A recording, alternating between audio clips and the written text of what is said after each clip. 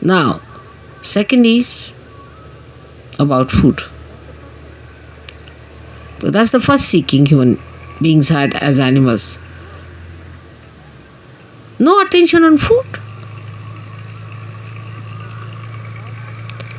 Whether you have salt or not, whether you have this or that, no attention on food.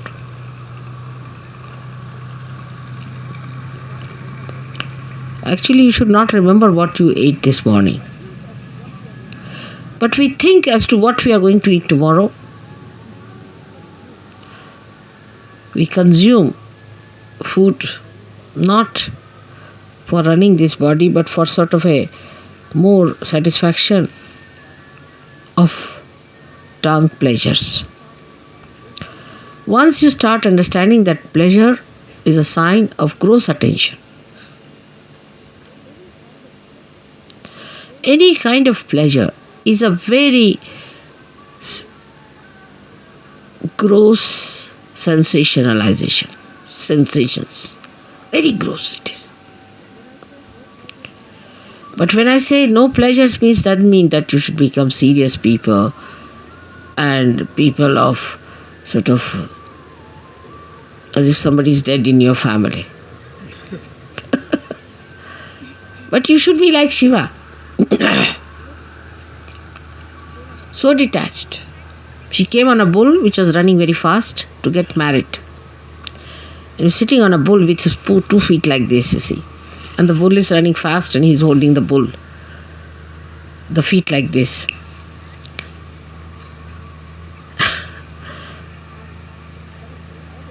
And he's coming for his wedding. And with him are coming people with one eye, without noses, all kinds of funny people coming with him. And his wife feeling quite embarrassed at the nonsensical things people are talking about Shiva. He's not bothered. What's his reputation would be, this thing. But that doesn't mean that you become hippies. You see, this the problem is that once you start thinking like that, you become hippies. So, attachment to anything is ugliness. It's ugliness. It's nonsense. But you can dress up whatever way you like. Or even if you are in the most ordinary dress, you look the most magnificent person. But it's not that if you say that, all right, so in these circumstances, let us go about on one sheet wrapped around. The beauty that has evolved within you through spirit gives you that power that you can wear whatever you feel like. Makes no difference to your beauty. Your beauty is there all the time. But have you achieved that state? And that state only you achieve when your spirit enters into your brain. With ego-oriented people is more difficult. And that's why they cannot enjoy things. At the slightest pretext, they topple down. And spirit, which is the source of joy, just doesn't come. Doesn't show. The joy is beauty. The joy itself is beauty. But that is a state one has to achieve. Attachments come by various methods.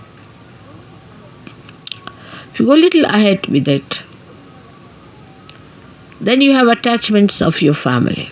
What will happen to my child? What will happen to my husband? What will happen to my mother, to my wife? This, that nonsense.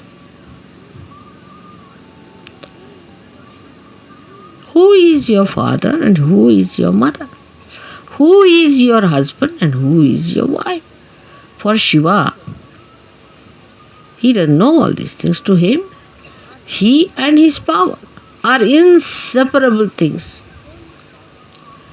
So he stands as singular personality.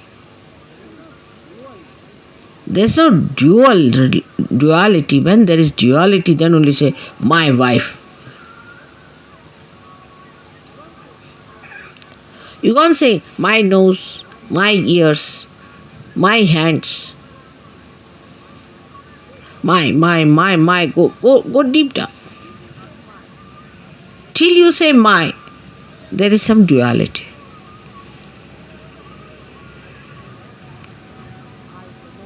But when I say I, the nose, then there is no duality. Shiva the Shakti, Shakti the Shiva, there is no duality. But we live throughout on our duality, and because of that there is an attachment. If there is no duality, what is the attachment? If you are the light and you are the lamp, then where is the duality? If you are the moon and you are the moonlight, then where is the duality?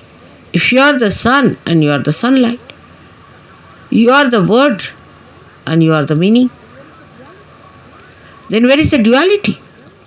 That's only possible when your spirit comes into your brain and you become part and parcel of Virat itself. Virat is the brain, as I told.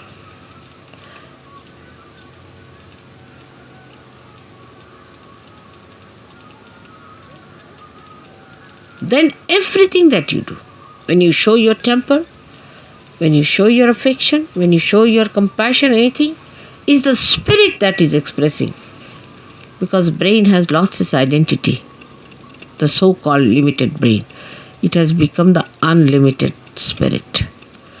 So the spirit is like the ocean which has the light in it. And when this ocean pours into the little cup of your brain, the cup loses its identity and everything becomes spiritual. Everything.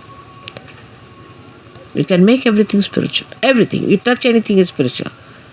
The sand becomes spiritual. The land becomes spiritual. Atmosphere becomes spiritual. Celestial bodies become spiritual. Everything becomes spiritual. So it's the ocean that is the spirit, while your brain is limited. So the detachment from your limited brain has to be brought in.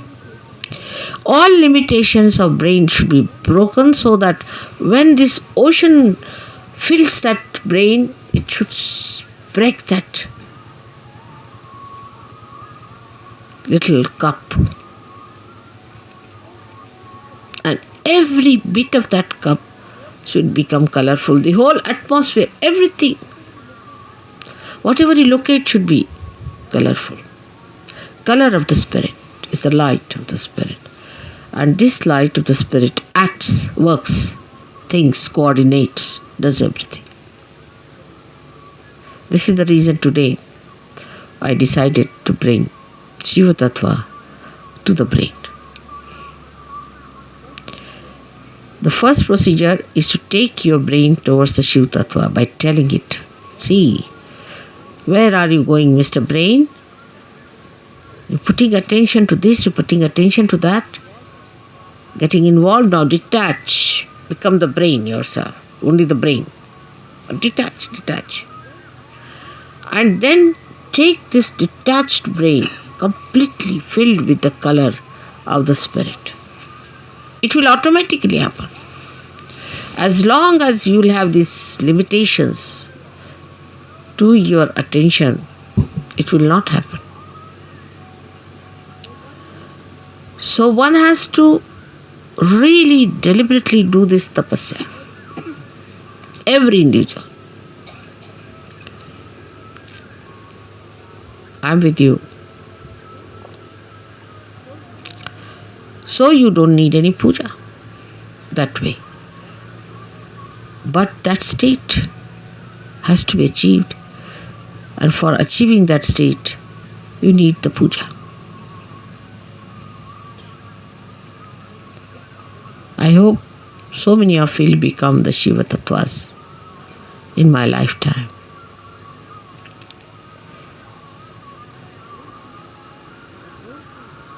But don't think I'm asking you to suffer.